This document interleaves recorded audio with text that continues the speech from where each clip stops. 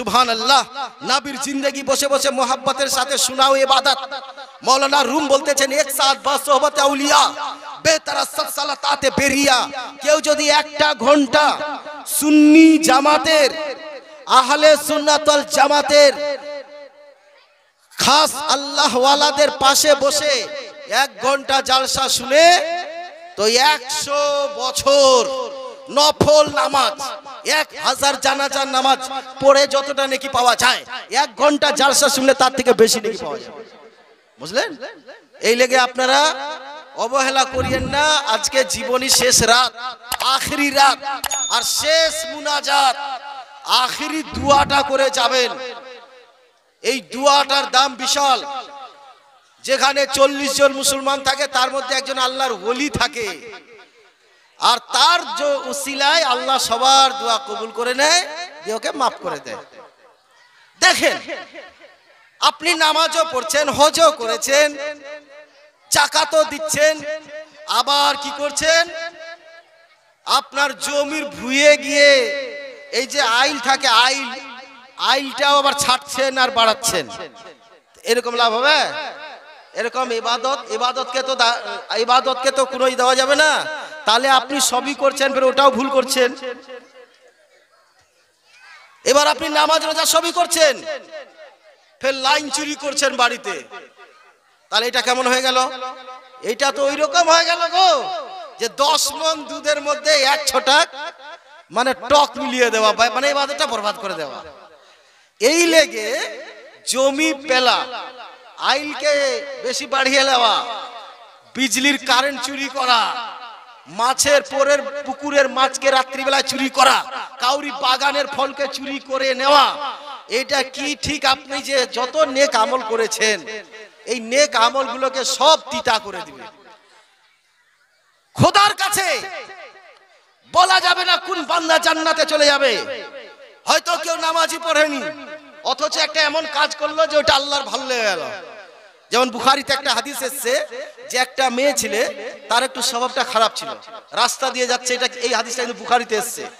যেতে যেতে দেখছে কি, যে একটা কুকুর পিপাসা লেগেছে, তো সামনে কুয়া আছে, তো পানিটাও যে খাবে দিতে পারছে না।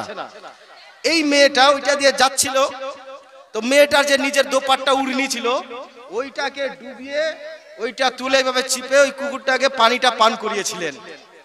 তাতে দেখা যাচ্ছে যে আল্লাহ পাক ওই মেয়েটার উপরে এত খুশি হলেন যে আল্লাহ পাক ওই কারণটা, ওই কাজটা করার জন্য আল্লাহকে মাফ দিয়ে দিলেন।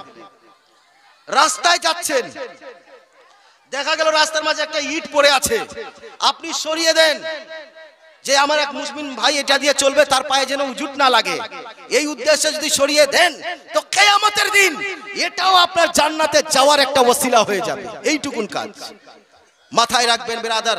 আমি আয়াতে পাক পড়েছি, হুয়াল আউয়াল ওয়াল আখিরু ওয়াস যাহিরু ওয়াল বাতিন। এই আয়াতের পুরো ব্যাখ্যা দিতে গেলে 3টা রাত লাগবে।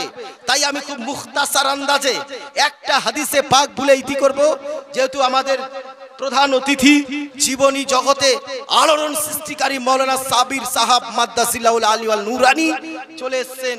ইনশাআল্লাহ ওনার জীবনী শুরু হয়ে যাবে, আর আপনারা সবাই তৈরি হয়ে থাকেন।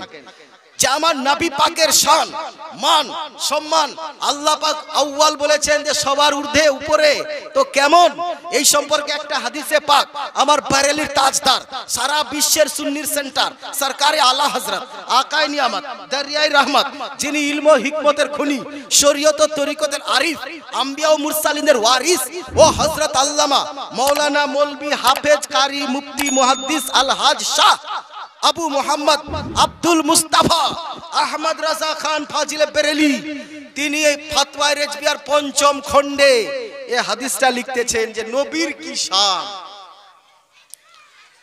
লিখছেন যে একজন সাধারণ জেনারেল মুমিন মুসলমান আর একজন আলিম, পার্থক্য কত?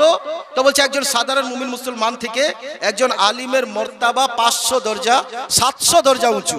বলুন সুবহানাল্লাহ, 700 দরজা উঁচু। একজন সাধারণ মুমিন মুসলমান থেকে একজন আলিমের দ্বীনের 700 দরজা উঁচু। বলছে এই দরজাটা কত বড়? তো বলছে দরজার এক গেট থেকে আরেক গেটে যেতে আরাবিয়ান টাট্টু ঘোড়া, যে ঘোড়া ঘন্টায় 80 কিলোমিটার বেগে চলতে পারে, এই রকম টাট্টু ঘোড়া যদি 500 বছর দৌড়ায় তবে এক দরজা থেকে আর এক দরজায় পৌঁছতে পারবে। এই রকম 700 দরজা উঁচু একজন সাধারণ মুমিন মুসলমান থেকে একজন আলিমের মার্তাবা 700 দরজা উঁচু।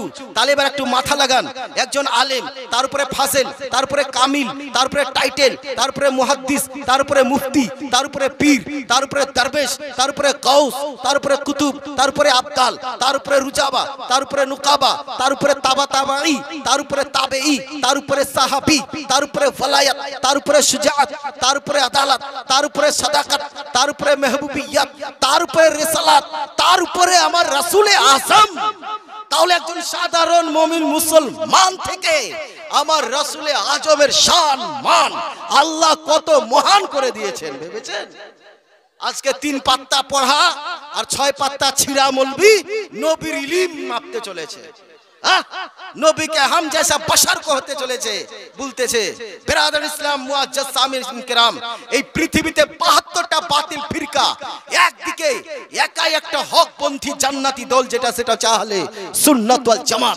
আমার নবী বলে দিয়েছিলেন, ওগো সাহাবায়ে কিরাম, বনি ইসরাইলের মধ্যে 73টা ফিরকা হয়ে ছিল, 72টা হয়েছিল। ওয়া তাফতারিকু উম্মতি আলা 73 মিল্লাতা, আমার উম্মতের মধ্যে 73টা ফিরকা হবে।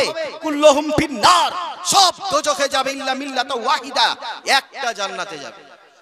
সাহাবায়ে কেরাম বলেন, ইয়া রাসূলুল্লাহ, ওই 72টা জাহান্নামী দলের শোনার অত ইন্টারেস্ট নাই, ওই একটা দল যে বললেন জান্নাতে যাবে, ওই দলটার কথা বলেন, কে জান্নাতে যাবে? আমার নবী দিনের সূর্যের আলোর মতো পরিষ্কার করে দিলেন, ওগো সাহাবায়ে কেরাম শোনো, মা আনা আলাইহি ওয়া সাহাবী, যেই পথে আমি থাকলাম আর আমার সাহাবায়ে কেরাম থাকলো, এই পথকে যারা অনুসরণ করে চলবে ভেবে লিও ওই দলটাই জান্নাতে যাবে। সাহাবায়ে কেরাম, এই সাহাবী কেরামের পথকে কে অনুসরণ করেছেন? তাবা তাবেইন, তাবেইন, গাউসে পাক, খাজা গরিব নওয়াজ, হুজুর আলা হযরত, মুফতি আযম, মাখদুমে শিমনা, মুজাহিদে মিল্লাত, হাফিজে মিল্লাত, হুজুর আলাউল্লাহ পান্ডবী আলাইহির রহমা, সিরাজউদ্দিন আখি বাবা, দাতা বাবা, ইনারা ওই সাহাবীর পথকে অনুসরণ করে চলে এসেছেন। আর ওই পথটাকেই অনুসরণ করে বর্তমান চলে তো একমাত্র আহলে সুন্নাত ওয়াল জামাত তথা মাসলাকে আলা হযরত, এই দলটাই জান্নাতি দল। বিরাদর ইসলাম, আমি আয়াতে পাক পড়েছিলাম, হুয়াল আউয়ালু ওয়াল আখিরু ওয়াজ জাহিরু ওয়াল বাতিন ওয়া হুয়া বিকুল্লি শাইইন আলিম। তিনি আদি, তিনি অন্ত, তিনি গুপ্ত, তিনি ব্যক্ত এবং তিনি সর্ব বিষয়ে সম্যক অবহিত। এই বলে আমার বক্তব্য ইতি করলাম। ভাষার মধ্যে ভুল ত্রুটি ক্ষমা প্রার্থী।